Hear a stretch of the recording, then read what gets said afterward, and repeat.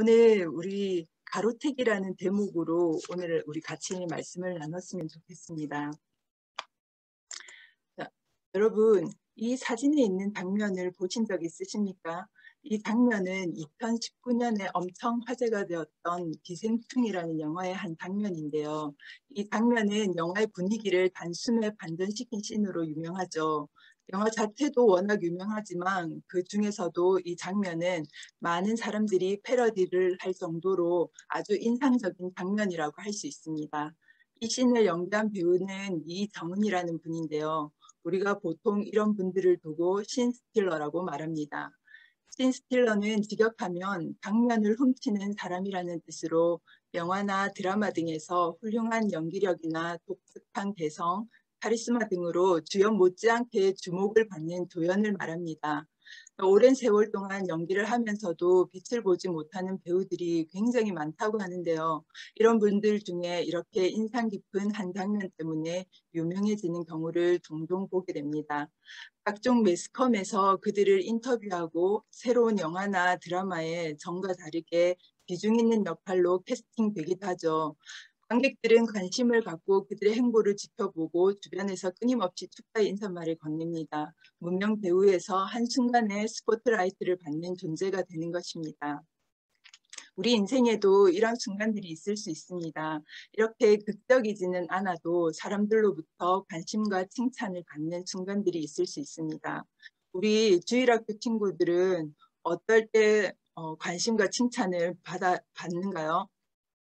공부를 잘할 때, 또 운동을 잘할 때, 피아노를 잘 치거나 엄마 아빠의 말씀을 잘 듣거나 예배를 잘 드리거나 이렇게 할 때 친구들에게 부러움을 사기도 하고 엄마 아빠나 다른 어른들에게 칭찬을 듣기도 하죠. 그럴 때 어떤 마음이 드나요? 우리 이렇게 작고 소소한 것이지만 우리 인생에서 내가 주인공처럼 여겨지는 순간들이 있게 됩니다. 그런 순간들을 만날 때 우리는 그리스도인으로서 어떤 자세를 가지면 좋을까요? 오늘 본문은 바울과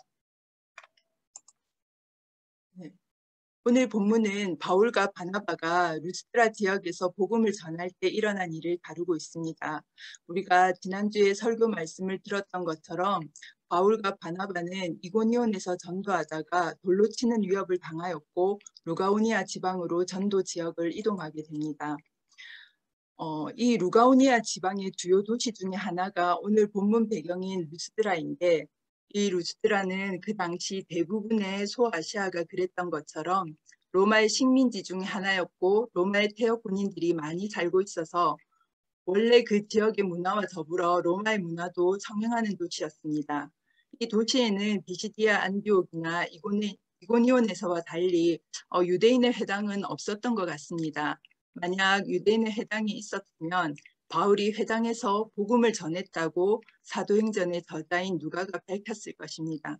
그런데 그런 기록이 없는 것으로 보아 회당이 없었을 것이라고 학자들은 추측합니다. 그래서 바울과 바나바는 유대인의 회당 대신에 사람들이 많이 모이는 성문 광장에서 복음을 전했을 것입니다. 그 광장에서 바울이 예수 그리스도에 관한 복음을 전할 때 바울에게 시선을 고정하고 귀 기울여서 바울의 말을 듣는 한 사람이 있었습니다. 그 사람은 나면서부터 걷지 못하게 되어 한 번도 걸어본 적이 없는 말을 쓰지 못하는 사람이었습니다. 고대에는 이런 신체적 결함을 부모나 그 당사자의 죄 때문이라고 오해해서 이들을 죄인 취급하고 멸시하는 경향이 강했습니다. 그래서 이들은 죄인이기 때문에 불쌍히 여김을 받지도 못하고 구걸하며 살아가는 것이 보통이었습니다. 아마 이 사람도 광장 어귀에서 구걸하며 앉아 있다가 바울의 외치는 소리를 듣게 되었을 것입니다. 바울은 광장에 있는 여러 사람들을 둘러보며 열심히 외쳤을 것입니다. 그러다가 자신에게 시선을 고정시키고 그가 전하는 복음을 듣고 있는 한 사람과 눈이 마주쳤고 바울도 그 사람에게 시선을 고정하고 보게 됩니다. 그리고 바울은 그의 눈에서 구원받을 만한 믿음이 있는 것을 봅니다. 로마서 10장 17절은 이렇게 말씀합니다. 그러므로 믿음은 들음에서 나며 들음은 그리스도의 말씀으로 말미암았느니라. 태어나서 한 번도 걸어본 적이 없었던 그 사람, 죄인 취급당하면서 길거리에서 구걸하며 살아가는 이 사람에게 미래에 대한 소망이 있었을까요? 그런데 그런 그가 십자가에서 죽으시고 다시 살아나신 예수 그리스도를 통하여 죄사함을 받고 의롭다 하심을 얻을 수 있다는 바울이 외치는 복음을 듣게 되었을 때 자기와 같은 죄인도 구원을 받을 수 있을 것이라는 믿음이 생겨나게 되었던 것입니다. 그 사람은 믿는다고 말하지도 않았고 신앙 고백을 하지도 않았고 고쳐달라고도 하지 않았지만 바울의 마음속에 충만하신 성령께서 발을 쓰지 못하는 그 사람이 품은 구원받을 만한 믿음을 보게 하셨고 성령의 명령으로 바울은 그를 향해 내 발로 바로 일어서라 이렇게 명령하였던 것입니다. 발을 쓰지 못하는 그 사람이 품은 복음에 대한 믿음은 그 사람의 영혼에 대한 구원뿐만 아니라 불가능하다고 여겼던 육체까지 치유함을 받는 기적을 가져왔습니다. 이 명령을 들은 그 사람은 주저하지 않고 그 명령에 반응합니다. 태어나 한 번도 걸어보지 못했지만 바로 일어서게 됩니다. 영어 NIV 성경에서는 이 부분을 이렇게 표현합니다. The man jumped up and began to walk. 그냥 일어서는 것도 엄청 힘겨울 텐데 마치 용수철이 튀어올라 일어섰던 것입니다. 그리고 이것은 일시적이거나 속임수가 아니라 완전한 치유라는 것을 보여주듯이 그는 걸어다니기까지 했습니다. 바울은 그 사람의 다리를 주무른다거나 그를 일으켜 세우는 행동을 하지 않고 오직 한마디의 말만 했을 뿐입니다. 이것은 이 치유가 사람의 어떤 능력 때문이 아닌 하나님으로부터 온 것임을 보여주었던 것입니다. 그래서 바울은 이 치유를 복음 전파의 방편으로 삼으려고 했습니다. 광장에서 이 치유 장면을 함께 본 루스드라 사람들은 굉장히 흥분했습니다. 한 번도 상상해 보지 못한 일이 그들의 눈앞에서 일어났기 때문이죠. 그래서 그들은 자신들의 언어로 떠들기 시작했습니다.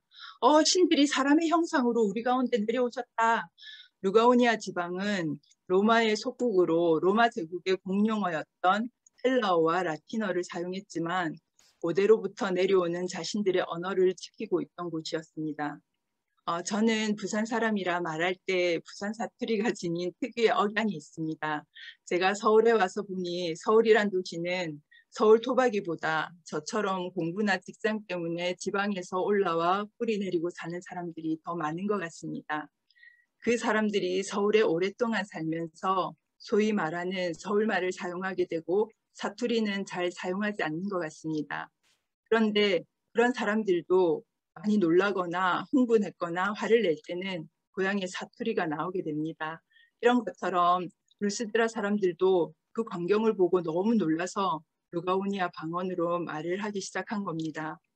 그런데 이 사람들이 신들이 사람의 형상으로 우리에게 내려왔다 이렇게 말한 것은 그냥 단순하게 놀라서 한 말이 아니라 그 지역에 전에 내려오던 이야기가 눈앞에서 실현되었다고 생각했기 때문입니다. 브루기아 지역에는 헬라의 주신인 제우스와 그의 전령신인 헤르메스 신이 과거에 사람의 모양으로 그곳에 방문했는데 한 부부만 그들을 덩중하게 영접하고 다른 사람들은 그들을 영접하지 않자 그 두 신이 사람들을 홍수로 멸망시켰다는 전설이 내려오고 있습니다.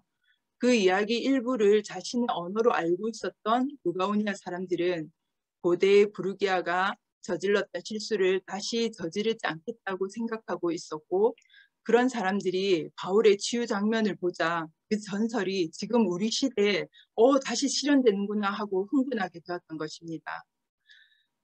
그래서 사람들은 바울과 바나바를 하늘에서 루스드라로 강림한 신들이라고 믿게 되었고 제우스와 헤르메스라고 불렀던 것입니다.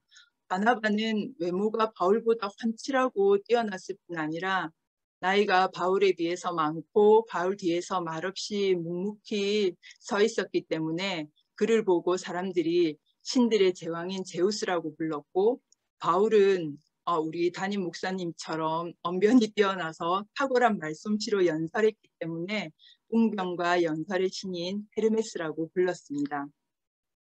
그리고 성 밖에 있는 데우스 신전에서는 이 두 사람을 위해 제사를 지내려고 단번에 준비를 하고 있었습니다.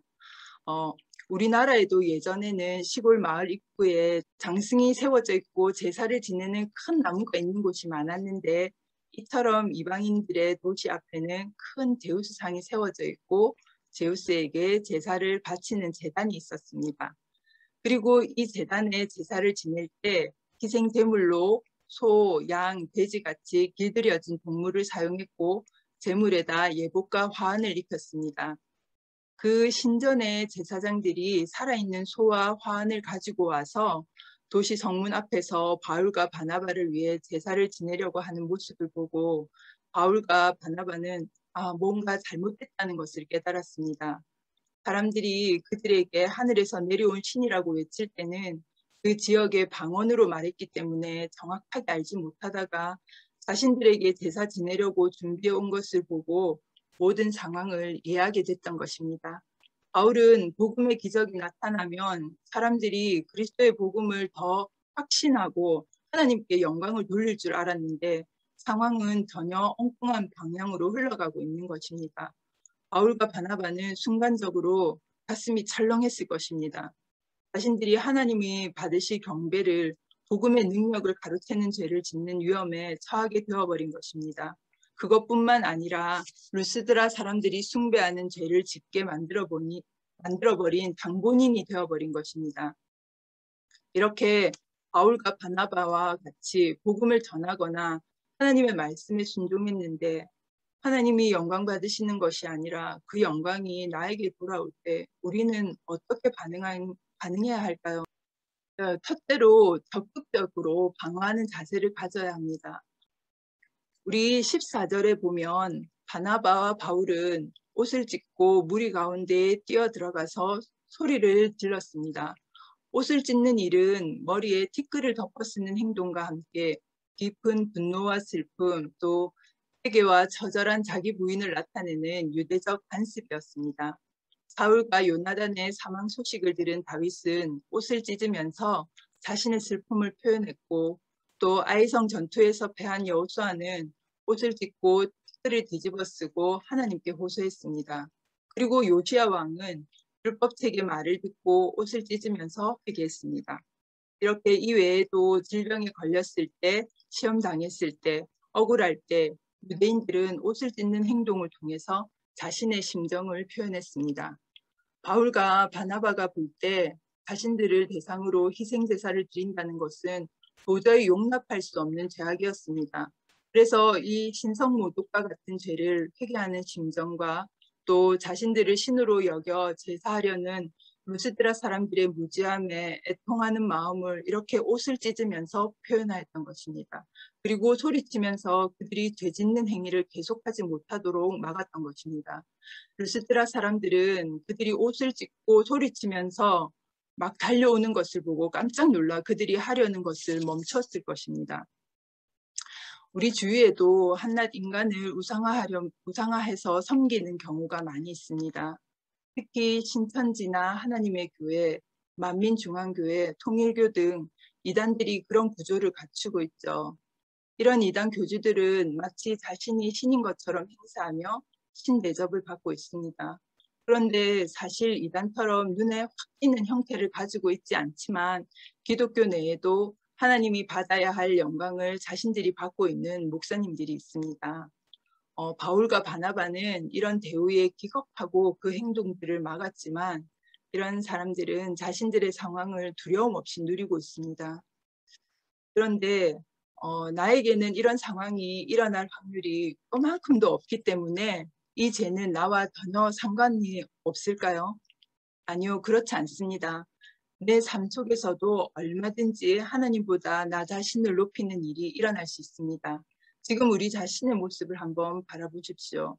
하나님의 말씀에 내 자신을 내어드리고 순종하기보다 내가 나의 주인이 되어서 내 삶을 마음대로 끌어가고 있지는 않습니까? 하나님 앞에서는 그 목사님들이랑 나나 50보 100보일 수 있다는 것을 기억해야 할 것입니다. 그런데 그런 목사님들도 자신을 따르고 대접해주는 사람들이 없었다면 그들이 과연 그 자리에 앉아 있을 수 있었을까요? 우리가 이단에 빠지는 사람들을 어리석다고 말하면서 정작 우리는 우리 담임 목사님들을 우상으로 섬기고 있지 않은지 잘 생각해 보아야 됩니다. 하나님보다 담임 목사님을 더 신뢰하고 따른다면 그것이 바로 우상 숭배가 되는 것입니다. 루스드라 사람들은 하나님에 대해서 무지했기 때문에 우상 숭배의 죄를 지었지만 우리는 하나님에 대해서 잘 안다고 하면서도 우상 숭배의 죄를 짓는 것입니다. 우리가 목사님을 존경하고 신뢰해야 하는 것은 맞습니다. 그러나 하나님보다 목사님을 더 사랑하고 따르는 행위는 나도 목사님도 죄를 짓게 만드는 행위가 된다는 것을 기억해야 할 것입니다. 이렇게 여기 있는 우리 누구나 하나님의 영광을 가로채는 사람들이 될 수 있습니다. 그래서 작은 일이라고 해서 괜찮겠지 하고 그냥 받아들이지 마시고 잘 분별해야 하고 또 그런 상황이 일어나지 않도록 온 힘을 다해서 우리가 막아야 될 것입니다. 내가 당사자가 아니라고 해서 그냥 외면하고 내버려 두는 것 또한 죄 짓는 일에 동참하는 것과 같습니다. 루스드라 사람들의 상황에 애통함을 느끼고 옷을 찢으며 막았던 바울과 바나바처럼 우리도 최선을 다해서 그런 상황을 막고 하나님께 영광을 돌려드려야 할 것입니다. 두 번째, 우리의 정체성을 밝히는 자세를 가져야 합니다. 바울은 먼저 자신이 어떤 존재인지를 밝힙니다. 15절에 우리도 여러분과 같은 성경을 가진 사람이라 이렇게 말하고 있습니다. 여기에서 같은 성경이라는 것은 헬라어로 호모이오 파테이스라고 하는데 같은 것을 경험하는 이런 의미를 가지고 있습니다. 바울과 바나바는 자신들이 루스드라 사람들이 생각하는 신이 아니라 그들과 동일하게 밥 먹고 잠자고 희노애락을 느끼며 연약한 육체를 가지고 살아가는 인간에 불과하다는 것을 밝히고 있는 것입니다. 이런 일은 앞서 사도행전 10장에서 고넬료가 베드로 앞에 엎드렸을 때 베드로가 일어서라 나도 사람이다 이렇게 말했던 것과 같은 상황입니다. 충분히 그것을 받아들이고 교만해질 수 있는 상황에서도 바울과 바나바, 베드로는 자신의 본분을 잃어버리지 않았던 것입니다. 제가 이렇게 성장했던 교회는 부산에 있는데 그 교회 바로 앞에 버스 정류장이 있었습니다. 그래서 버스에서 내리면 바로 교회 마당으로 들어올 수 있었습니다. 아마 제가 대학생이었을 때였던 것 같은데 하루는 교회에 가기 위해서 버스에서 내렸는데 바로 교회에 들어가지 않고 버스가 떠날 때까지 기다렸다가 교회에 들어간 적이 있습니다. 왜냐하면 제가 버스 좌석에 앉아서 오고 있었는데 중간에 어떤 노인 한 분이 버스에 탔습니다. 그 당시만 해도 지금보다 훨씬 어른을 공경해야 한다는 사회 분위기가 있을 때라서 노인에게 자리를 양보하는 것이 마땅했는데 제가 모른 척하고 그냥 앉아 있었기 때문에 막상 버스에서 내려서 교회에 들어가려고 하니까 뒤통수가 너무 따가운 것입니다. 그래서 버스가 떠날 때까지 기다렸다가 교회에 들어간 적이 있습니다. 그런데 실제로 나는 그런 이기적인 모습이 있는 사람이지만 교회 안에서 나는 전혀 다른 사람이었습니다. 후배들과 함께 성경 공부를 하고 때로는 그들의 잘못을 고증도 하고 또 때로는 다독이기도 하면서 좋은 교회 선배의 모습을 하고 있었던 것입니다. 그 후배들에게는 내가 이런 이기적인 마음이 있다는 것을 들키고 싶지 않았습니다. 그래서 항상 그들보다 한 단계 위에 있다고 그렇게 인정받는 사람이고 싶었던 것입니다. 이렇게 우리는 때때로 우리의 연약한 모습을 감추고 거룩한 채 하면서 사람들에게 인정받고 싶어하는 마음이 있는 것 같습니다.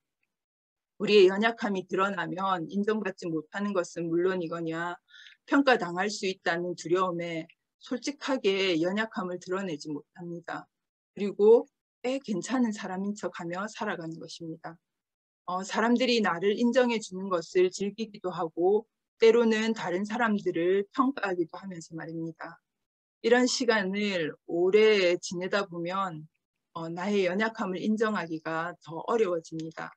반면에 사람들로부터 대접받고 싶은 마음은 더 생기는 것 같습니다. 이런 마음들이 들 때 우리는 우리 자신이 어떤 존재인지 돌아볼 필요가 있습니다. 우리 사회에 갑질 문화가 쉽게 사그라들지 않고 있습니다. 매스컴에서 그렇게 갑질하는 사람에 대해서 보도하고 또 대중들의 비난에도 불구하고 여전히 갑질하는 사람들이 새롭게 등장합니다. 그런 사람들에 대한 뉴스를 들을 때마다 어떻게 같은 사람에게 저런 말과 행동을 할 수가 있지? 하면서 화를 내지만 실제로 나의 모습을 돌아보면 나 자신도 우리 우위에 있다고 생각하는 상황에서는 상대방을 고려하지 않고 말을 하거나 행동하는 경우가 있는 것을 발견하게 됩니다. 뿐만 아니라 나보다 우위에 있다고 생각하는 사람 앞에서는 눈치를 보고 상대의 심기를 거스르지 않도록 조심하면서 말하고 행동합니다. 이런 것들이 우리 스스로 사람들을 차별하고 구분하는 것입니다. 하나님은 우리 모두를 당신의 백성으로 부르십니다. 그 안에는 등부의 격차도 없고 신분의 차이도 없습니다. 오직 그 부르심에 응답하는 자는 하나님의 자녀일 뿐이죠. 그런데 우리는 하나님이 귀하게 여기시는 그 사람들을 등급을 매기고 차별 대우를 합니다. 이런 일들 또한 하나님보다 높아져 있는 우리의 교만한 모습이 아닐까 하는 생각이 듭니다. 그래서 우리는 우리 자신이 어떤 존재인지 늘 돌아보아야 합니다. 그리고 나의 연약함을 숨기지 않고 드러낼 필요가 있습니다. 그렇게 할 때 나는 자랑할 것이 없는 죄인임을 고백할 수 있고 겸손해질 수 있습니다. 그리고 상대방을 높여주고 존중하는 그 마음을 가질 수 있는 것입니다. 내가 아무리 높은 자리에 있고 결정권을 가졌다고 해도 나는 한낱 인간의 불과함을 늘 기억해야 할 것입니다. 그럴 때 하나님보다 높아져 있는 나 자신을 낮출 수 있고 겸손하게 하나님 앞에 엎드릴 수 있게 되는 것입니다. 세 번째는 사명을 이루어가는 자세를 가져야 됩니다. 바울과 바나바는 자신들의 인간됨을 명확하게 말함과 동시에 자신이 이런 일을 하는 목적을 분명하게 밝힙니다. 자신들이 그리스도의 복음을 전하는 일은 사람들이 사람을 숭배하거나 우상을 숭배하는 일을 버리고 참 신이시며 살아계신 하나님께 돌아오게 하기 위함이라고 말하고 있습니다. 이것이 바울과 바나바의 사명인 것입니다. 우리 주일학교 친구들은 장래 희망이 뭔가요? 나중에 어른이 되었을 때 지금 꿈꾸고 있는 것들이 다 이루어지기를 선생님 바랍니다. 그런데 우리 친구들은 무엇 때문에 그런 장래 희망을 꿈꾸게 되었나요? 저는 어릴 때 과학자를 꿈꿨던 기억이 납니다. 그때 당시 과학자가 그때 당시 이렇게 어떤 지금 말하는 뭐 사명이나 그런 거 없이 그냥 과학자가 굉장히 멋있는 사람이라는 생각 때문에 과학자가 되고 싶었던 것 같습니다. 근데 어른이 되어가면서 꿈이 변하게 되고 과학자는 되지 못했지만 내가 살아가는 목적이 예수님 때문이어야 한다는 생각에 결국은 사역자의 길로 들어서게 되었습니다. 예수님은 승천하시면서 우리에게 사명을 주셨습니다. 너희는 가서 모든 민족을 제자로 삼아 아버지와 아들과 성령의 이름으로 세례를 베풀고 내가 너희에게 분부한 모든 것을 가르쳐 지키게 하라. 이것이 바로 우리가 인생을 살면서 해야 할 일인 것입니다. 오늘 바울과 바나바가 그 험한 여행길을 따라 복음을 전하며 다녔던 것은 자기 자신의 영광을 위해서 하는 일이 아니었습니다. 만약 그들의 마음에 조금이라도 자신을 드러내고자 하는 마음이 있었다면 루스드라 사람들의 환대를 그들은 기쁘게 받아들였을 것입니다. 그러나 그들은 이방 민족에게 하나님을 전하고 그들이 하나님의 백성이 되게 하여 하나님의 나라를 확장하는 사명을 이루는 것에만 집중했습니다. 발을 쓰지 못하는 사람을 취한 것도 자신들이 대단한 능력자임을 보이기 위해서가 아니라 오직 복음을 전하는 방편으로 사용하고자 했던 것입니다. 그래서 그들은 그 다급한 중에도 복음 전하는 것을 멈추지 않았습니다. 16절과 17절의 그 내용은 그들이 우상을 숭배하는 그런 죄악을 범할지라도 하나님께서는 즉시 심판하지 않고 참으시며 너희들을 지금까지는 너희들이 행하는 대로 내버려 두셨는데 그러나 하나님은 너희 생각대로 너희가 우상을 섬기는 이방인이라 해도 그 생명을 소중하게 여기셔서 때를 따라 비를 내리시고 결실을 맺게 하는 선한 은혜를 베푸시는 분이다. 그렇지만 너희가 죄인이라는 것은 변하지 않는다. 그리고 이제는 이렇게 자기를 알려주셨기 때문에 하나님을 몰라서 우상 숭배일 죄를 지었다고 이제는 말할 수 없다. 특별히 복음을 들은 지금은 이제 예수 그리스도를 영접하지 않는다면 더 이상 그 심판을 피할 길이 없음을 그 순간에도 전하고 있습니다. 이렇게 바울과 바나바는 어떤 상황 속에서도 자신들이 해야 할 일을 완성해 가고 있습니다. 자신들이 해야 할 일에 집중하기 때문에 다른 것에 흔들리지 않습니다. 그들의 머릿속에는 아마 하나님의 나라가 새겨져 있었을 것입니다. 이런 사람들이 어떻게 하나님의 영광을 가로챌 수가 있겠습니까?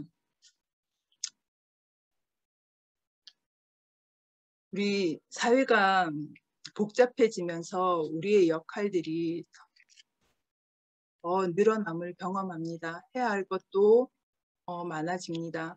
많은 역할들과 많은 일들이 이 세상의 삶을 영위하기 위해서만 하는 일들이 되지 않기를 바랍니다. 우리의 사명을 늘 기억하고 그 사명을 이뤄가는 하나님의 우린 참된 백성이 되기를 원합니다.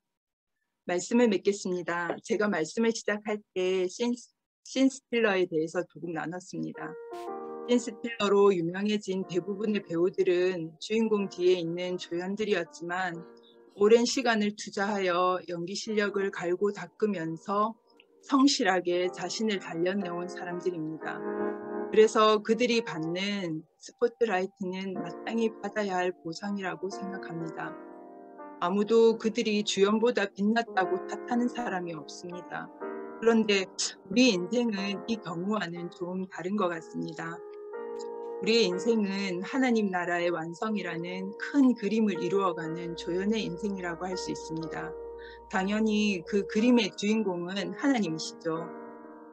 그런데 그 조연의 인생도 열심히 살다 보면 오늘 이 신 스틸러들처럼 주연보다 빛을 받는 순간이, 그래서 내가 주인공처럼 여겨지는 순간이 우리에게도 올 수 있습니다. 그리고 그런데 그 영광을 우리가 취한다면 이것은 살아온 삶에 대한 보상이라 여기는 신 스틸러들과는 달리 우리는 말 그대로 스틸러, 도둑이 되는 것입니다. 하나님 나라의 완성이라는 큰 그림의 한 장면을 내 것으로 훔치는 것이 될 수 있습니다. 내가 어떤 존재인지 잊어버리고 교만의 늪에 빠져서 하나님과 맞먹으려 할지도 모릅니다. 그래서 우리는 그런 상황이 오지 않도록 온 힘을 다해 막아야 하고 내가 그런 영광을 취할 수 없는 존재임을 밝혀야 합니다. 그리고 우리 사명을 바라보며 나아가야 합니다. 그럴 때 나의 영광이 아니라 온전히 하나님께 영광을 올려드릴 수 있게 됩니다. 비록 이 땅에서 우리 인생은 빛나지 않은 조연에 불과하지만 우리가 주님 앞에 가는 그날에 주님께서 빛나는 주연의 자리에 우리를 앉혀주실 것을 저는 확신합니다. 그래서 우리가 이 땅에서 얻을 영광은 잠시 내려놓고 주님이 우리를 위해 예비하신 영광을 바라보며 겸손하게 이 시간들을 살아나가는 품는 교회 지체들 되기를 소망합니다.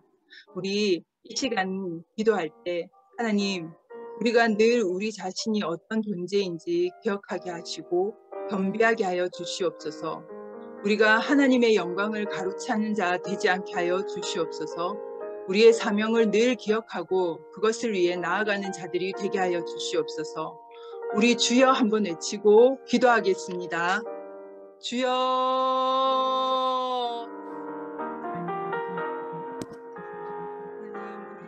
나라의 백성으로 불러주시고 하나님의 영광을 누릴 수 있게 하여 주심을 감사를 합니다. 하나님, 그런데 우리가 그 하나님의 영광을 가로채는 그런 자들이 되지 않게 하여 주옵소서. 하나님, 우리가 하나님께 온전히 올려드릴 수 있는 자들이 되기를 원합니다. 내 자신을 바라보게 하시고 하나님 앞에서 겸손한 모습으로 서게 하시고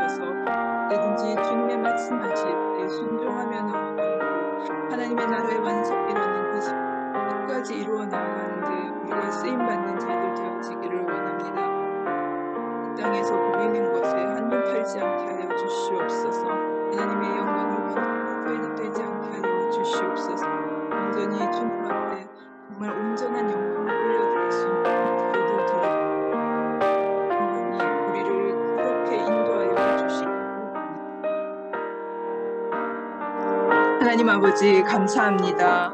우리를 하나님 나라의 백성으로 불러주시고 하나님의 영광을 누릴 수 있게 하여 주셔서 감사합니다.